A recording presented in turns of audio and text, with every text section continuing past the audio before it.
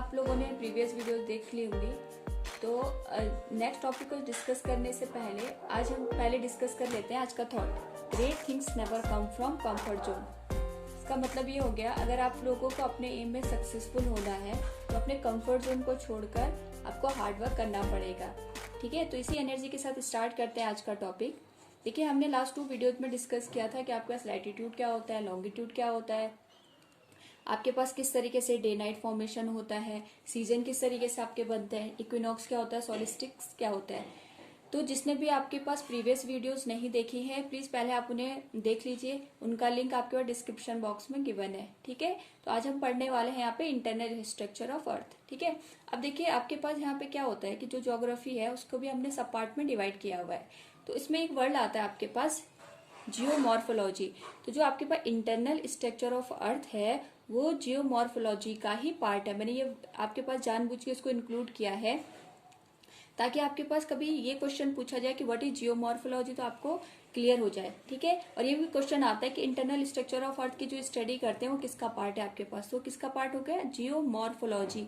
अब ये जियोमॉर्फोलॉजी होता क्या है, ये होता है आपके पास interpretative description of landform and their development. कहने का मतलब ये हो गया कि आपके पास अर्थ पे डिफरेंट टाइप के लैंडफॉर्म बनते हैं। कहीं पे आपके पास प्लेन्स हैं, कहीं पे प्लेटू है, कहीं माउंटेन है, कहीं कोस्टल एरियाज है।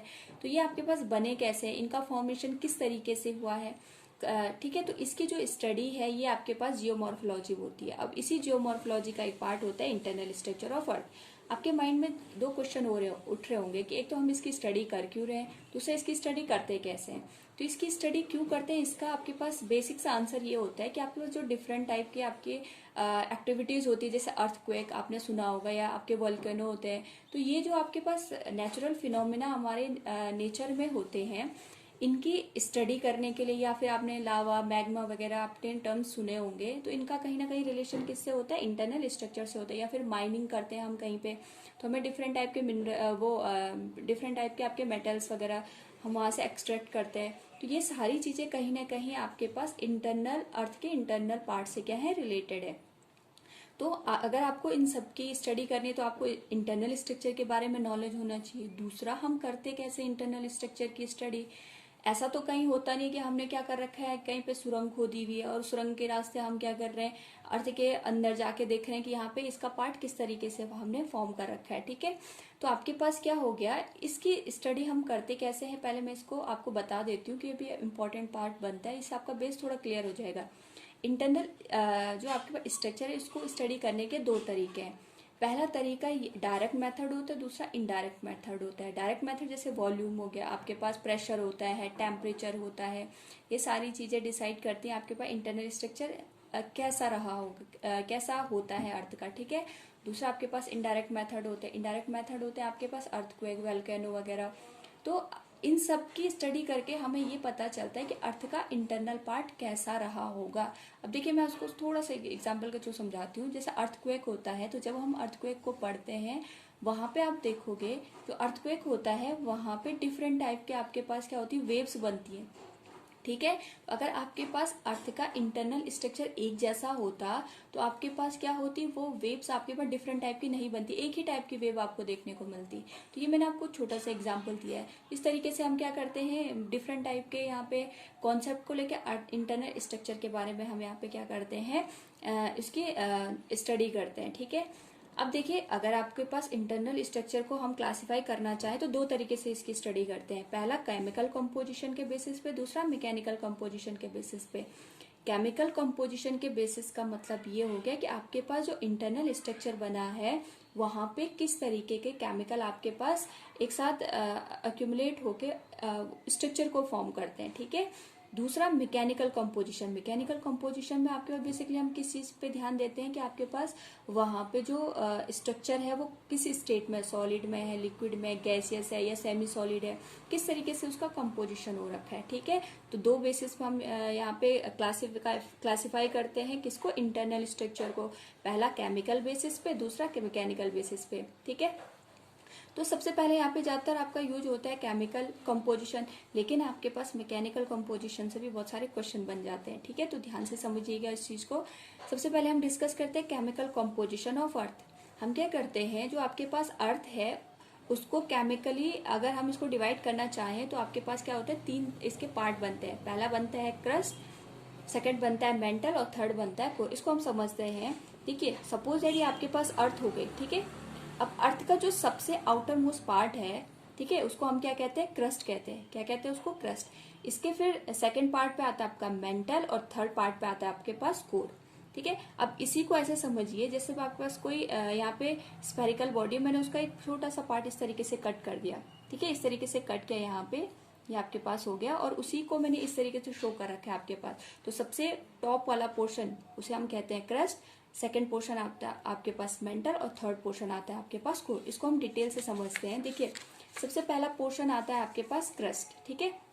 अब आप इसको इस तरीके से समझिए, आपके पास जो क्रस्ट वाला पोर्शन बनता है किस तरीके से, ये आपके पास यहाँ पे हम क्या करते हैं, सॉलिड लिक्विड गैस किस स्टेट में रहते हैं। देखिए ये हो गया आपके पास अर्थ, ठीक है। मैंने क्या बोला, आपके पास ये अर्थ है तो इसका सबसे आउटर जो पार्ट होता है, सबसे आउटर पार्ट का मतलब जहाँ पे हम लोग खड़े हैं या जहाँ पे आपके पास जो लैंड फॉर्म होते हैं वो आपके सिचुएटेड है, या पे आपके जो ओशियंस होते हैं वो भी इवन आपके पास यहाँ आउटर सरफेस पे ही क्या होते हैं, सिचुएटेड होते हैं। इस पोर्शन को हम क्या कहते हैं, क्रस्ट कहते हैं। तो क्रस्ट क्या कौन सा पोर्शन होता है, जो सबसे ऊपरी पोर्शन होता है, जो सबसे बाहरी पोर्शन होता है, जिसमें डिफरेंट टाइप के आपके एनिमल्स हो गए, डिफरेंट टाइप के आपके पास माउंटेन हो गए, सॉइल हो गई आपके पास, या ओशियंस हो गए, ये सारे के सारे जिस भी पार्ट में आपके सिचुएटेड हैं उसे हम क्या कहते हैं, यहाँ पे क्रस्ट कहते हैं, ठीक है। क्रस्ट आपको क्लियर हो गया होगा। अब देखिए क्रस्ट भी आपके पास क्या होती है, 2 तरीके से होती है, उसको मैं अभी एक्सप्लेन करूंगी। पहले आप क्रस्ट के बारे में देखिए। क्रस्ट क्या होता है, सॉलिड स्टेट में होता है, ऑब्वियस सी बात है, मैंने आपको बता दिया। दूसरा, अब देखिए केमिकल कंपोजिशन के बेसिस पे हम इसको पढ़ रहे हैं, तो केमिकल कंपोजिशन के बेसिस पे अगर मैं इसको यहाँ पे डिवाइड करके देखूं या देखूं कि क्रस्ट में बेसिकली कौन से मटेरियल आपके मिलते हैं, तो वो मिलता है आपका सियाल, ठीक है। सियार नहीं, सियाल, SIAL। ये सियाल का मतलब क्या होता है, इसका मतलब होता है जो क्रस्ट है, क्रस्ट में कौन से 2 केमिकल मिलते हैं, silicon and aluminium. Most important क्या बोला मैंने, जो क्रस्ट होती है किससे मिलकर बनी होती है, आपकी सिलिकॉन और एल्यूमिनियम से, ठीक है। डेंसिटी भी आपको ध्यान रखनी, क्योंकि देखिए यहाँ पे जो टॉपिक है इंटर रिलेटेड है। नेक्स्ट जो आपके पास टॉपिक आएगा वहां पे डेंसिटी का रोल आपको समझ में आएगा। तो सारी चीजें आपके पास इंपॉर्टेंट है, इसलिए मैंने आपके पास पॉइंट वाइज यहाँ पे मेंशन करी है। पहला, क्रस्ट की स्टेट कैसी होती है, आप इस ये ध्यान रखिए कि जहां हम खड़े हैं वो क्रस्ट हो गया आपकी। तो हम क्या, हम ऐसी किसी पोजिशन जगह तो नहीं खड़े हैं जो आपके पास लिक्विड की फॉर्म में, हम कहाँ खड़े हैं, सॉलिड पोर्शन में। तो जो क्रस्ट होता है सॉलिड स्टेट में होता है, किस चीज का बना होता है, सियाल का। सियाल मतलब सिलिकॉन और एल्यूमिनियम, इन 2 से मिलकर आपके पास क्रस्ट बनती है और इसकी डेंसिटी होती है 2.7 ग्राम पर सेंटीमीटर क्यूब, ठीक है। और ये आपकी आउटर मोस्ट पोर्शन होता है। अब देखिए आपके पास क्रस्ट कहाँ से कहाँ होता है, पहले आपको ये 2 चीजें क्लियर करनी है। और दूसरा मैंने आपके बताया कि जो आपके पास सॉलिड पोर्शन होता है वो भी आपका क्रस्ट है, लेकिन ओशियन आपके पास है, वो जो ओशियंस होते हैं या आपके जो सी वगैरह होते हैं, ये भी आपके पास किसका पार्ट बनते हैं, क्रस्ट का। अब आप कहोगे वो तो आपका लिक्विड फॉर्म में होता है, ठीक है। इसको समझते हैं थोड़ा। ये आपके पास अर्थ होगी, तो अर्थ के सरफेस से अगर हम 100 किलोमीटर तक की डिस्टेंस को यहाँ पे कंसिडर करें, यानी अर्थ के सरफेस हो गए, अगर मैं यहाँ से यहाँ पे माइनिंग करना चाहूँ, खोदते हुए चली जाऊँ, तो यहाँ पे अगर 100 किलोमीटर तक की जो डिस्टेंस होती है, इसको हम किसके अंदर रखते हैं, क्रस्ट के अंदर रखते हैं, ठीक है। अब देखिए जो क्रस्ट होती है, मैंने कहा इसके भी 2 पार्ट होते हैं। एक होती है आपके पास कॉन्टिनेंटल, क्या होती है आपका कॉन्टिनेंटल, और दूसरा होता है आपका ओशियनिक। अब देखिए कॉन्टिनेंटल ओशियनिक क्या होता है, कॉन्टिनेंट्स तो आपको पता ही होगा, जो लैंड मास होते हैं आपके, जो जमीन होती है, जो आपके पास जहाँ पे आपके जितने कॉन्टिनेंट्स बनते हैं, ठीक है, आप उससे अंदाजा लगा लीजिए। एक तो वो क्रस्ट होती है, इसको सिंपल होता है समझना, जहाँ पे लैंड आपके पास फॉर्म होती है। दूसरा ओशियनिक। अब मेरे को एक बात बताइए, आपके पास जितने भी ओशंस हैं, ठीक है, अच्छा ठीक है, मैं इसको एक एग्जांपल के थ्रू समझाती हूँ। जैसे आपके पास कोई पॉन्ड होता है या रिवर होती है, कोई भी पॉन्ड या रिवर आप उसको अज्यूम कीजिए। आप मेरे को एक बात बताइए, जो पॉन्ड और रिवर होता है उसका जो पानी होता है, क्या वो हवा में चल रहा होता है, ठीक है। आप खुद सोच के देखिए, जो पॉन्ड होता है उसके नीचे, या फिर जो रिवर होती है उसके नीचे भी तो आपके पास कहीं ना कहीं जमीन होती है, लैंड होता है, ठीक है। तो तो वो पानी उसके ऊपर ठहरा होता है, तो उसके नीचे भी तो आपके पास क्या होता है, एक तरीके की लैंड फॉर्म होता है, एक तरीके का रिजिड बॉडी होती है। तो उसी रिजिड बॉडी को हम क्या कहते हैं, क्रस्ट कहते हैं। तो आपको समझ में आ गया होगा कि ओशियन के नीचे ऐसे ही आपके पास, यहाँ पे तो मैंने रिवर और पॉन्ड का एग्जांपल दे दिया, ऐसे जो ओशियंस होते हैं उनके नीचे उनके जो आपके पास वो उनका जो बेस होता है वो भी किसका बना होता है, क्रस्ट का, यानी वो भी अपने आप में लैंड पार्ट होता है। हाँ, ये बात ध्यान देने वाली है यहाँ पे कि जो कॉन्टिनेंट का क्रस्ट होता है यानी उसकी जो थिकनेस होती है वो थोड़ा ज्यादा होती है और ओशन वाले की जो थिकनेस होती है थोड़ा कम होती है। अब ये मान के चलिए इसकी जो आपके पास थिकनेस होती है 5 किलोमीटर के अराउंड होती है, ठीक है। ये बात आपको क्लियर होगी। तो मैंने यहाँ पे आपको बताया भी है कि अर्थ की सरफेस से 100 किलोमीटर तक आपकी क्रस्ट होती है। आउटर मोस्ट पोर्शन होते हैं, इसके दो पार्ट होते हैं, कॉन्टिनेंटल समझ के होंगे जो आपके पास जहाँ लैंड मास है, जहाँ आपके पास पानी नहीं है, ठीक है, जहाँ हम लोग रहते हैं, सिंपल सी बात है। और इसकी जो एवरेज अगर आपसे थिकनेस पूछी जाए तो 35 से 50 किलोमीटर। और ओशियनिक यानी जहाँ ओशियंस हैं उसके नीचे जो क्रस्ट आपके पास सिचुएटेड है उसकी जो थिकनेस होती है 5 to 12 किलोमीटर। ये आपको थिकनेस ध्यान रखनी है। आई होप ये आपको क्रस्ट क्लियर हो गया होगा, ठीक है। अब देखिए बात करते हैं यहाँ पे, अगर मैं आपको यहाँ पे बताना चाहूँ कि सबसे इम्पोर्टेंट पार्ट इसका कंपोजिशन कैसा बना होता है, क्योंकि हम केमिकल बेसिस पे इसका क्लासिफिकेशन करते हैं, तो आपको ये ध्यान रखना है कि किसका बना होता है, सियाल, सिलिकॉन और एल्यूमिनियम, सियाल, ठीक है। दूसरा इसमें आपके पास अगर हम और नीचे यहाँ पे क्रस्ट से नीचे होते हुए जाए तो आपके पास एक सेमी सॉलिड पोर्शन मिलता है। क्यों मिलता है वो सेमी सॉलिड पोर्शन, क्योंकि जैसे जैसे आप अर्थ से नीचे जाएंगे, मैंने आपको क्या बताया, जैसे जैसे हम अर्थ की सरफेस से डाउनवर्ड डायरेक्शन में जाते हैं प्रेशर और टेम्परेचर का फर्क आ जाता है। उसी टेम्परेचर और प्रेशर की वजह से आपके पास जो स्टेट होती है मटेरियल की वो चेंज हो जाती है, ठीक है। अब क्रस्ट तो आपके सॉलिड फॉर्म में मिलती है, लेकिन टेम्परेचर बढ़ने के साथ साथ वो आपके पास जो सॉलिड पोर्शन होता है वो आपका धीरे धीरे करके कन्वर्ट होने लगता है, ठीक है। तो आपके पास जो मिडिल पोर्शन होता है अर्थ का वो सेमी सॉलिड पोर्शन में सेमी सॉलिड स्टेट में मिलता है, ठीक है। क्यों मिलता है आपको समझ आ गया होगा, टेम्परेचर और प्रेशर की वजह से, ठीक है। दूसरा इसमें जो आपके पास मेंटल है वो इसका कंपोजिशन किस तरीके से हो, यानी इसमें कौन सा केमिकल मिलता है, इसमें मिलता है आपके पास सीमा, ठीक है। सीमा लड़की का नाम नहीं है, यहाँ पे आपको केमिकल का नाम ध्यान रखना है, ठीक है। सीमा में क्या हो गया, SI फॉर सिलिकॉन और MA फॉर मैग्नीशियम, यानी जो भी आपके पास मेंटल होता है उसका जो स्ट्रक्चर होता है उसमें बेसिकली आपके पास केमिकल मिलते हैं सिलिकॉन एंड मैग्नीशियम, ठीक है। और इसकी डेंसिटी क्या होती है 3 to 5 ग्राम पर सेंटीमीटर क्यूब। इसकी डेंसिटी होती है 2.7, इसकी होती है 3 to 5। अच्छा, और ये हमें मिलता कहाँ है, जैसे मैंने अभी आपको समझाया, अर्थ की सरफेस से अगर हम 100 किलोमीटर तक जाएं तो आपकी बनती है क्रस्ट। और इसके अगर हम यहाँ पे और नीचे डेप्थ तक जाए सरफेस से, मतलब ये आपके पास हो गया एक तरीके से 2900, यहाँ सरफेस से 100 किलोमीटर तक तो आपके पास क्रस्ट हो गया। अगर इससे नीचे हम 2900 किलोमीटर तक जाएं तो आपके पास सेमी सॉलिड स्टेट में मिलती है जो स्ट्रक्चर, उसे हम क्या कहते हैं, मेंटल, ठीक है। इसका जो आपका डेंसिटी होती है कितनी होती है 3 to 5 ग्राम पर सेंटीमीटर क्यूब। इतना आपको समझ में आ गया होगा, ठीक है। अब देखिए जैसे जैसे हम अर्थ की सरफेस में और नीचे जाते हैं आपके पास टेम्परेचर और प्रेशर का फिर वेरिएशन हो जाता है। तो आपके पास क्या होता है, जो सबसे इनर मोस्ट पोर्शन होता है जो आपके पास अर्थ का, उसे हम कहते हैं कोर, ठीक है। इनर मोस्ट पोर्शन होता है, ये लिक्विड स्टेट में होता है। लेकिन आपके पास क्या होता है, जो इसका कंपोजिशन होता है उसे हम कहते हैं निफे, ठीक है। इसका होता है सियाल। देखिए बहुत बहुत इंपॉर्टेंट है, इसलिए मैं इसको इतनी बार रिवाइज करवा रही हूँ आपको। क्रस्ट का होता है सियाल, मेंटल का होता है सीमा, कोर का होता है निफे, NIFE, निफे का मतलब होता है निकिल, NI मतलब निकिल, FE मतलब आयरन, ठीक है। अच्छा, अभी मैंने आपको क्या बताया, क्रस्ट किस फॉर्म में होता है आपके पास, सॉलिड। मेंटल होता है सेमी सॉलिड आपका जेली लाइक स्ट्रक्चर समझ लीजिए। कोर कैसी स्टेट में होता है, ये आपका लिक्विड स्टेट में होता है। क्यों होता है, टेम्परेचर की वजह से होता है, ठीक है। और जो आपके पास अर्थ की जो सरफेस है, सरफेस से लगभग आप लगा लीजिए 6400 किलोमीटर, यहाँ पे मैंने एग्जैक्ट लिखा है 6370 किलोमीटर जो डेप्थ होती है वहां पे आपकी क्या मिलती है, कोर मिलती है। और इसकी डेंसिटी सबसे ज्यादा होती है 9 से 12 ग्राम पर सेंटीमीटर क्यूब, ठीक है। अब इसमें आपको एक एडिशनल पॉइंट दिख रहा होगा, but inner portion is solid. जो कोर होता है, कोर के इनर पोर्शन आपका कैसा हो जाता है, फिर सॉलिड हो जाता है। फिर मैं इसको फिर से एक्सप्लेन करती हूँ। अब आपके माइंड में क्वेश्चन आ रहा होगा ऐसा क्यों होता है, ठीक है। देखिए मैं एक बार फिर से रिवाइज करवा लेती हूँ। आपको मैंने क्या बताया, ये अर्थ हो गई। अब इसी स्ट्रक्चर को मैंने ऐसे कट करके, जैसे आप सोच लिए केक होता है ना आपके पास, जब आप केक को कट कर लेते हो तो उसका एक पीस आपने उठा के रख दिया, वही पीस मैंने यहाँ पे शो कर रखा है। तो आपके पास क्या हो जाएगा, जो सबसे ऊपर वाला पोर्शन हो जाएगा क्रस्ट, मिडिल पोर्शन हो जाएगा मेंटल, लास्ट पोर्शन हो जाएगा कोर। इसकी डेंसिटी कितनी बताई थी मैंने, 2.7। इसकी डेंसिटी बताई मैंने 3 to 5, और इसकी डेंसिटी बताई यहाँ पे 9 to 11, ठीक है। फिर लिख भी लेती हूँ 2.7 ग्राम पर सेंटीमीटर क्यूब, ये 3 to 5 ग्राम पर सेंटीमीटर क्यूब, और 9 to 12 ग्राम पर सेंटीमीटर क्यूब, ठीक है।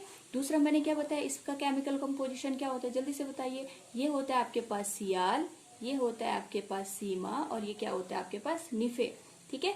अब क्या करते हैं, जो आपके पास क्रस्ट होती है उसके भी दो पार्ट बताए। एक तो कॉन्टिनेंट वाला पोर्शन, ठीक है, जहाँ पे आपके पास कॉन्टिनेंट्स मिलते हैं। अब देखिए ये आपका ओशियनिक क्रस्ट हो गई, तो इसलिए मैंने क्या किया है, आपको ध्यान से अगर आप देखो कि ये वाली जो आपके पास थिकनेस है और ये वाली थिकनेस थोड़ा कम है आपके पास। क्यों, क्योंकि जो आपके कॉन्टिनेंट्स होते हैं उनकी थिकनेस ज्यादा होती है, और ओशियनिक वाले की थिकनेस क्या होती है, थोड़ा कम। ये आपके पास ओशन हो गया यहाँ पे, ठीक है।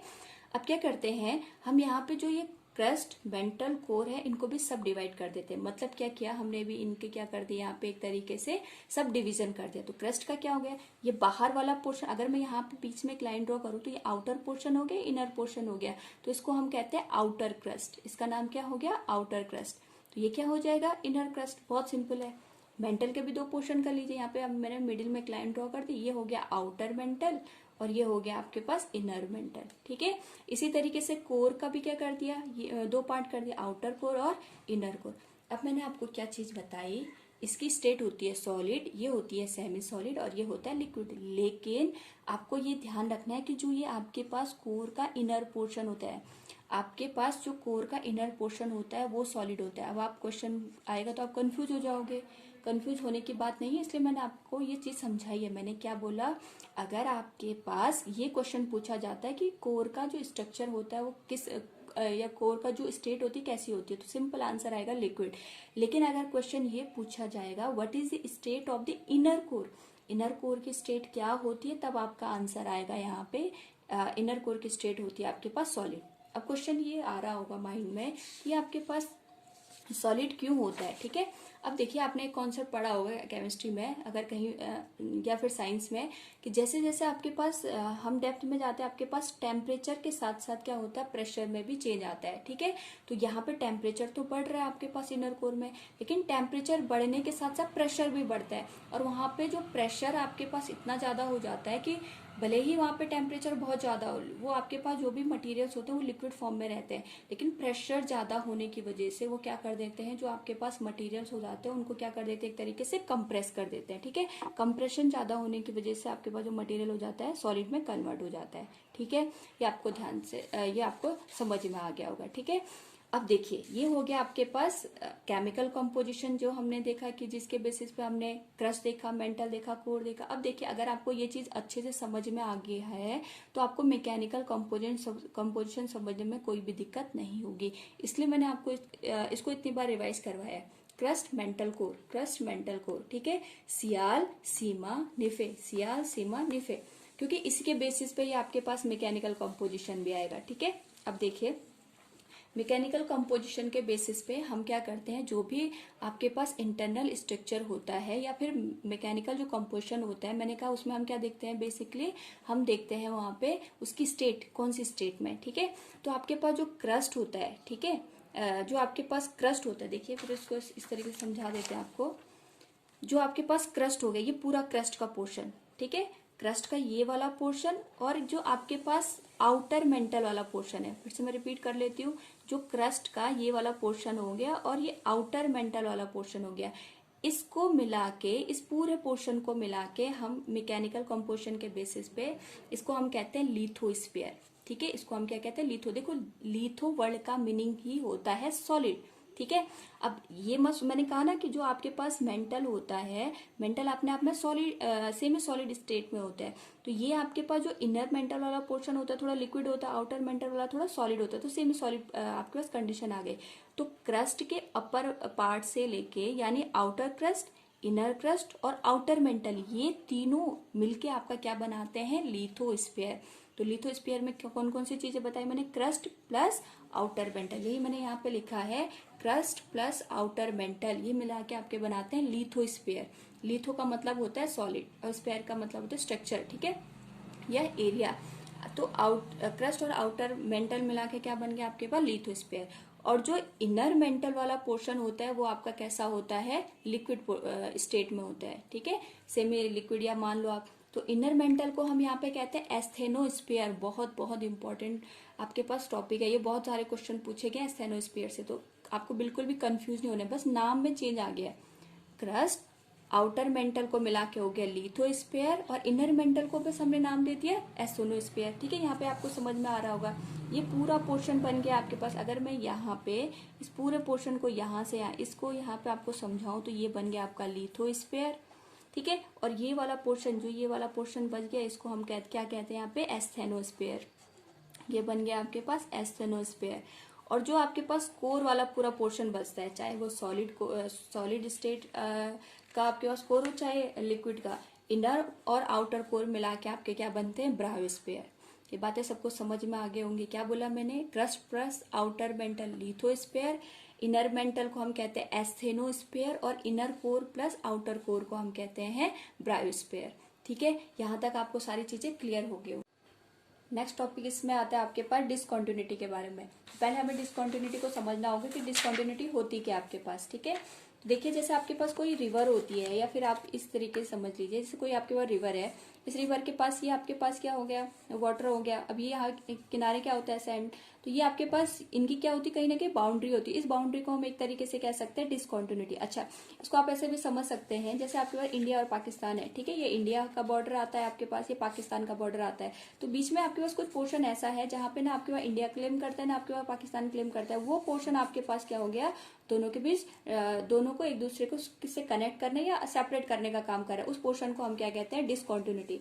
तो सेम यहाँ पे भी आपके पास जो इंटरनल स्ट्रक्चर अभी तक हमने डिस्कस करे हैं, उन इंटरनल स्ट्रक्चर के बीच में बाउंड्री बनाने का जो काम होता है उसको हम डिसकंटिन्यूटी कहते हैं, ठीक है।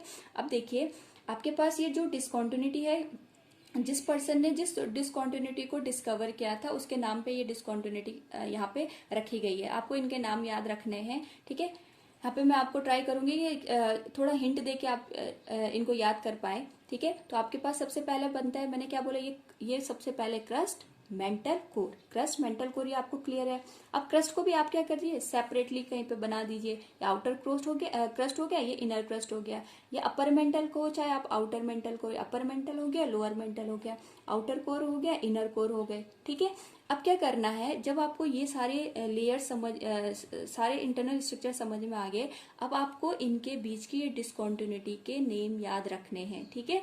तो आउटर क्रस्ट और इनर क्रस्ट के बीच में जो ये डिसकंटिन्यूटी है, ये आपकी किसने डिस्कवर करी थी, कॉनरेड ने। किसने करी थी, कॉनरेड ने। इसी को हम कहते हैं कॉनरेड डिसकंटिन्यूटी। क्या कहते हैं इसको, कॉनरेड डिसकंटिन्यूटी। आउटर क्रस्ट और इनर क्रस्ट के बीच की जो डिसकंटिन्यूटी है, यानी उनको सेपरेट करने का काम जो डिसकंटिन्यूटी करती है, कौन करती है आपके पास, कॉनरेड डिसकंटिन्यूटी, ठीक है। कैसे याद रख सकते हो आप, सी से क्रस्ट, सी से कॉनरेड, एक तरीके का हिंट हो गया, ठीक है। अच्छा, इनर क्रस्ट के बाद आपके अपर मेंटल आएगा। इनर क्रस्ट और अपर मेंटल के बीच जो डिसकंटिन्यूटी है उसको हम कहते हैं मोहो डिसकंटिन्यूटी। बहुत सिंपल है, याद रखना। इसके बाद पहला कॉनरेड हो गया, दूसरा मोहो हो गया, ठीक है। अब क्या होगा, अपर मेंटल और लोअर मेंटल को भी एक यहाँ पे बाउंड्री सेपरेट कर रही है। इस बाउंड्री को हम कहते हैं रैपिटी, यानी अपर मेंटल लोअर मेंटल के ऊपर रिपट गया, इस तरीके से याद रख सकते हो आप, ठीक है।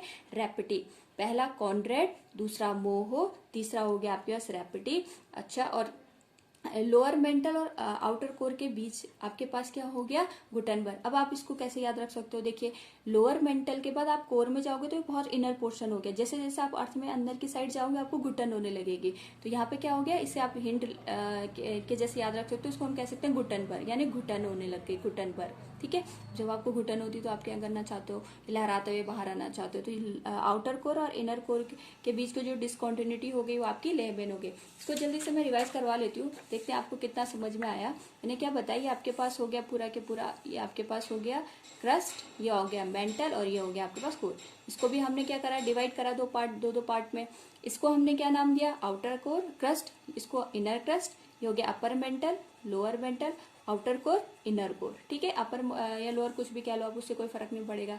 अब देखिए मैंने क्या बोला, जो आपके पास सबसे पहले डिसकॉन्टिन्यूटी बनी थी क्रस्ट से, क्या याद रखोगे, कॉन्ड्रैड डिसकॉन्टिन्यूटी, ठीक है। अब देखिए ये आपके पास इनर हो गया और ये आउटर, ये वाली जो बाउंड्री बन रही है इसका नाम क्या बताया था, मोहो। इसका नाम क्या बताया था हमने, मोहो। अच्छा, और इस वाले का जो आपके पास अपर और लोअर, अपर वाली मेंटल, लोअर के ऊपर रिपडी, तो क्या नाम याद रखोगे, रैपिटी। क्या नाम याद रखोगे आप, रैपिटी। और जैसे आप लोअर मेंटल से कोर में जाते हो तो आपको घुटन होने लगती है, तो उसे क्या याद रखोगे आप, गुटनबर्ग, ठीक है। अच्छा, और जैसे आपके पास घुटन होने लगे, आप क्या करोगे, लहराते हुए बाहर आना चाहोगे, तो उसका नाम हो गया लेम्बे। आई होप आपको ये ध्यान रहेगा, ठीक है। आप इसको 1-2 बार रिवाइज कीजिए, आपको ये अच्छे से समझ में आ जाएगा फिर, ठीक है। तो ये आपके पास हो गया, आज हमने कंप्लीट कर दिया internal structure of earth. Next जो क्लास होगी आपके पास, उसमें हम पढ़ेंगे आपके पास जो डिफरेंट कॉन्टिनेंट्स बने, ओशंस बने, वो किस तरीके से बने। मोस्ट इंपॉर्टेंट क्लास होने वाली है ये, और जो ये वाली क्लास आपको ध्यान से समझनी है, और कोई भी डाउट आते हैं प्लीज़ आप कमेंट बॉक्स में पूछ सकते हैं, ठीक है। या फिर आप जो आपके पास नेक्स्ट टॉपिक आएगा उसको समझने के लिए ये वाला टॉपिक आना बहुत ज़रूरी है। तब तक आप जितना भी मैंने पढ़ा है तब तक रिवाइज कीजिए, ठीक है। Thank you.